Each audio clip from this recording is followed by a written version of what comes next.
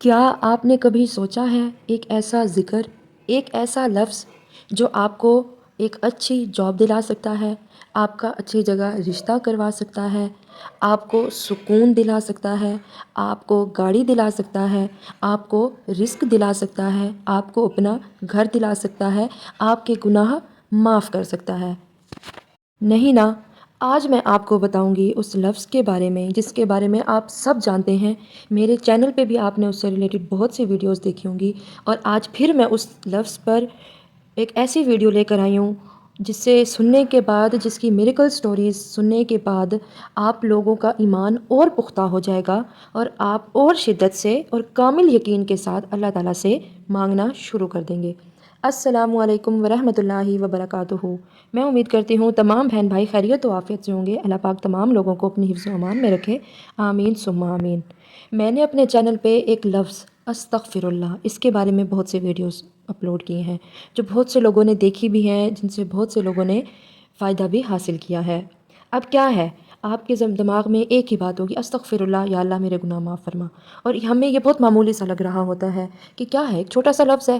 ہمارے دماغ میں ایک چیز بیٹھ چکی ہے، ہم جتنا بڑا وظیفہ کریں گے، جتنا زیادہ سخت وظیفہ ہوگا، اتنی تعداد مقرر کرنی ہے، اس طرح پڑھنا ہے، ایک وقت مقرر کرنا ہے، تو وہ فائدہ مند ہوگا۔ لیکن ہم اس چیز کو بھول جاتے ہیں کہ جو ایک استغفر اللہ ہے، یہ آپ یقین کریں اتنا بڑا وظیفہ ہے، اتنا بڑا وظیفہ ہے، اس سے آپ دنیا کی ہر چیز حاصل کر سکتے ہیں۔ میں کہہ رہی ہوں ہر چیز، یعنی کہ آپ جس چیز کی خواہش کرتے ہیں نا، آپ کو وہ چیز حاصل ہو جائے گی۔ کیا کرنا ہے؟ ایک وظیفہ، ایک لفظ جس کا ورد کرنا ہے، وہ ہے استغفر اللہ، یا اللہ میرے گناہ معاف فرما۔ اب آپ لوگوں کے ذہن میں تو یہ بہت معمولی سا ایک چھوٹا سا لفظ ہوگا کہ کیا ہو جائے گا استغفر اللہ پڑھنے سے، ہمارے گناہ ہی معاف ہوں گے اور تو کچھ نہیں ہوگا۔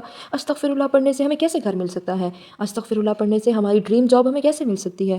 استغفر اللہ سے ہمارا باہر کا ویزا کیسے لگ سکتا ہے؟ استغفر اللہ ایک چھوٹا سا لفظ ہے، اس سے ہمیں اولاد کیسے مل سکتی ہے؟ استغفر اللہ ایک چھوٹا سا لفظ جس کو پڑھنے سے ہمیں ہماری ڈریم کار کیسے مل سکتی ہے؟ ہم ان چیزوں کو سوچ رہے ہوتے ہیں، لیکن ہم اس لفظ جی ہمیں جو بولنے میں تو بہت چھوٹا سا لگ رہا ہوتا ہے، لیکن جس دن ہمیں اس کی فضیلت سمجھ آ جائے گی نا، آپ یقین کریں، آپ یقین کریں، آپ لوگ ہر چیز کو سائڈ پہ رکھ کے آپ صرف اس کا ذکر کرنا سٹارٹ کر دیں گے، اس استغفر اللہ کا ورد سٹارٹ کرنا سٹارٹ کر دیں گے۔ اب کیا ہوتا ہے، ہم سارا دن صبح اٹھتے ہیں، شام کو سوتے ہیں، ہمارے پاس ایک دن میں 24 گھنٹے ہوتے ہیں۔ 24 گھنٹے، اس میں کتنے منٹس اور کتنے ہزار سیکنڈس ہوتے ہیں۔ یہ سارا وقت ہم سو کر گزارتے ہیں، کچھ وقت ہم جاگ کر کاموں میں گزارتے ہیں، باتوں میں گزارتے ہیں۔ اب ہوتا کیا ہے، ہم سے کوئی نہ کوئی گناہ سرزد ہو جاتا ہے، جیسے ہم نے کسی سے بات کی، کچھ ایسے الفاظ ہمارے منہ سے ادا ہو جاتے ہیں جس سے اگلے انسان کا دل دکھ جاتا ہے، ہم اگلے انسان کی دل آزاری کر دیتے ہیں، لیکن ہم چاہتے نہیں ہوتے، لیکن ہمارے منہ سے ادا ہو جاتے ہیں۔ چلتے پھرتے کسی نہ کسی بات پر خود کو بچانے کے لیے، اپنی غلطی کو چھپانے کے لیے، یا کسی کا ساتھ دینے کے لیے ہم مذاقن جھوٹ بول لیتے ہیں۔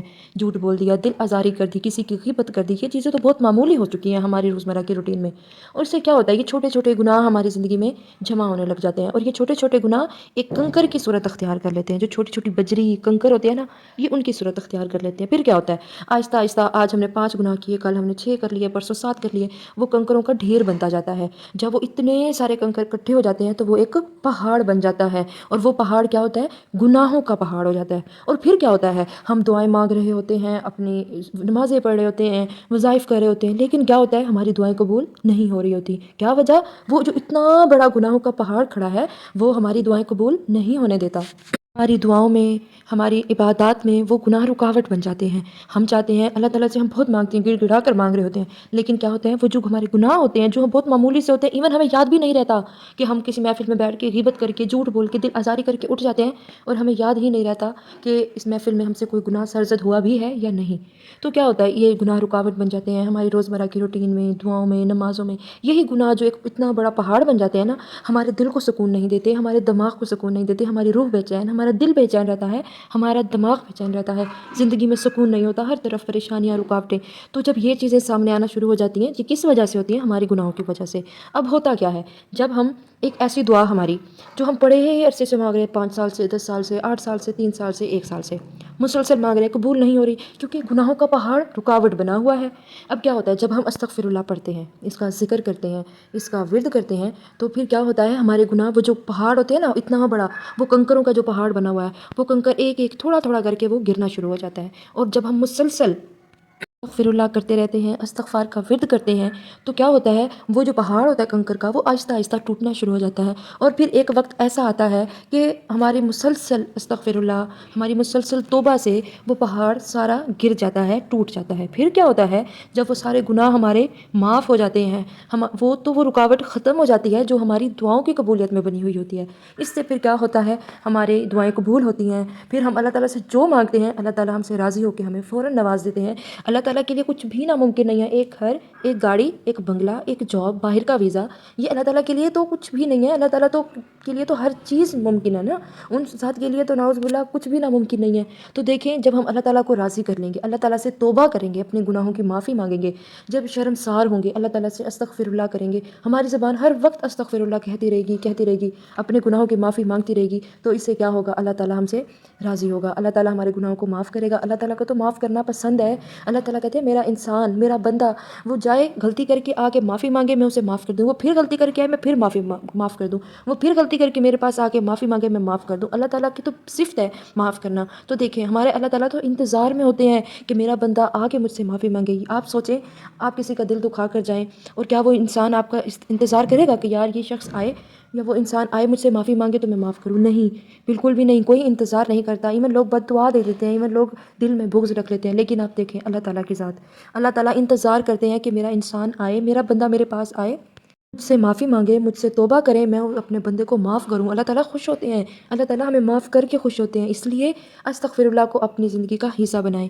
میں یہاں پہ یہ نہیں کہہ رہی کہ آپ دن میں 1000 دفعہ پڑھیں، 2000 دفعہ، 10,000 دفعہ، 5000 دفعہ پڑھیں۔ آپ کے پاس جب ٹائم ہے، جب آپ فری ہیں، چلتے پھرتے اٹھتے بیٹھتے، آپ کاؤنٹر نہیں پکڑ سکتے، آپ ایک تعداد مقرر نہیں کر سکتے، آپ کھلا استغفر اللہ پڑھتے رہیں سارا دن، ایسے ہی آپ کی زبان سے استغفر اللہ جاری رہے۔ آپ یقین کریں، آپ حیران رہ جائیں گے کہ اللہ تعالیٰ نے آپ کے لیے اتنی آسانیاں پیدا کر دیں گے کہ ایک مہینہ آپ کر کے دیکھیں، اس کے بعد آپ خود ہی نہیں چھوڑنا چاہیں گے۔ آپ کہیں گے آپ کو اتنا سب کچھ ملا ہے کہ استغفر اللہ سے آپ کی عادت بن جائے گی۔ پھر آپ ڈیلی، آج آپ نے 10 دفعہ پڑھا ہوگا، کل آپ 20 دفعہ، پرسوں آپ 30 دفعہ، تو اس طرح کر کے آپ کی عادت بن جائے گی۔ اس لیے ڈیلی استغفر اللہ پڑھیں، اس کا ذکر کریں، چلتے بیٹھتے اٹھتے بیٹھتے پھرتے ہر وقت اپنی زبان کو استغفر اللہ سے تر رکھیں، توبہ کرتے رہیں، اور دن کا ایک وقت ایسا مقرر کر لیں جہاں پہ کوئی بھی نماز کے بعد، کہ جب آپ تنہائی میں ہوں اور تب آپ بیٹھ کے چاہے 10 دفعہ استغفر اللہ کہیں، چاہے 20 دفعہ، چاہے 30 دفعہ، لیکن واقعی جب آپ استغفر اللہ کہیں تو آپ کا دل واقعی شرمندہ ہو، آپ واقعی اپنے گناہوں کی معافی مانگ رہے ہوں، آپ واقعی اللہ تعالیٰ سے توبہ چاہتے ہوں، وہ وقت مقرر کریں، اس وقت آپ رو کے گڑ گڑا کر اللہ تعالیٰ سے اپنے گناہوں کی معافی مانگیں، کہیں کہ اللہ پاک مجھ سے راضی ہو جا، بار بار کے لفظ دہرائیں، اللہ پاک مجھ سے راضی ہو جا، میرے گناہ معاف۔ ہاں، اور پھر آپ دیکھیں اللہ تعالیٰ آپ سے راضی ہوں گے، آپ کو ہر چیز سے نوازیں گے، آپ کو حیران رہ جائیں گے، آپ کو دلی سکون، ذہنی سکون، آپ کے گناہ معاف ہوں گے، آپ کی سکون ملے گا، آپ جس چیز کی خواہش کریں گے وہ چیز آپ کو ضرور حاصل ہوگی۔ اللہ تعالیٰ کو راضی کرنا سیکھیں، لمبی لمبی دعائیں مانگنا سیکھیں۔ آپ یقین کریں، آپ دعا اپنے لیے مانگ رہے ہوتے ہیں، لیکن آپ یقین کریں، آپ جب دعا مانگتے ہیں نا تو اللہ تعالیٰ انتظار کرتے ہیں کہ میرا بندہ مجھ سے مانگے، میں اپنے بندے کو عطا کروں۔ تو سوچیں، جب آپ اپنے گناہوں کی توبہ کر کے اللہ تعالیٰ سے اپنے لیے کچھ مانگیں گے تو اللہ تعالیٰ کتنے راضی ہو جائیں گے آپ سے، آپ کے گناہوں کو معاف کریں گے، آپ کو وہ چیز فوراً عطا کریں گے۔ اس لیے اللہ تعالیٰ سے دعائیں مانگیں، توبہ کریں، ہر وقت اپنی زبان سے استغفر اللہ جاری رکھیں تاکہ اللہ تعالیٰ آپ سے راضی ہوں۔ آپ یقین کریں، اللہ تعالیٰ راضی ہو جائیں، دنیا کی کوئی چیز آپ سے راضی نہ ہو، کوئی فرق نہیں پڑتا، صرف اللہ تعالیٰ راضی ہو جائیں، آپ یقین کریں کہ دنیا آپ کے قدموں میں ہوگی۔ یہ خواہشیں، یہ آسائشات جو ہم لوگوں کی زندگیوں میں دیکھ رہے ہوتے ہیں اور ایک ہماری حسرت بنی ہوئی ہوتی ہیں، یہ چیزیں، یہ آپ ہمارے قدموں میں ہوں گی۔ صرف کیا، اللہ کو راضی کرنا ہے۔ اللہ کو کیسے راضی کرنا ہے؟ اللہ تعالیٰ سے توبہ کرنی ہے، اللہ تعالیٰ سے گناہوں کی معافی مانگنی ہے۔ آپ استغفر اللہ کو اپنی زندگی کا حصہ بنائیں۔ میں آپ کو آپ کی بہن لکھ کے دیتی ہوں، ایک دن آئے گا آپ میری ویڈیو ڈھونڈ کر آئیں گے اور آپ کہیں گے کہ واقعی بہن، آپ کے بتائے ہوئے طریقے سے یا آپ نے جس طرح ہمیں موٹیویٹ کیا، میں نے استغفر اللہ کو اپنی زندگی میں شامل کیا اور آپ کو اس سے کتنے بینیفٹس ہوں گے۔ انشاءاللہ آپ خود میری ویڈیو ڈھونڈ کر آ کے مجھے بتائیں گے۔ اللہ تعالیٰ کو راضی کرتے رہیں، دعائیں مانگتے رہیں، اپنے بہن بھائیوں کے لیے اپنے گناہوں کی توبہ کرتے رہیں، بہن بھائی دوست احباب، اپنے ملک کے لیے، اپنے رشتہ داروں کے لیے، تمام لوگوں کے لیے دعائیں مانگیں۔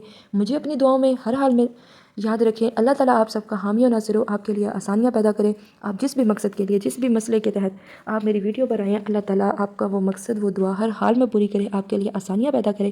انشاءاللہ ایک اچھی ویڈیو کے ساتھ، ایک بہت پاورفل امر کے ساتھ میں دوبارہ آپ کی خدمت میں حاضر ہوں گی۔ تب تک کے لیے اللہ حافظ۔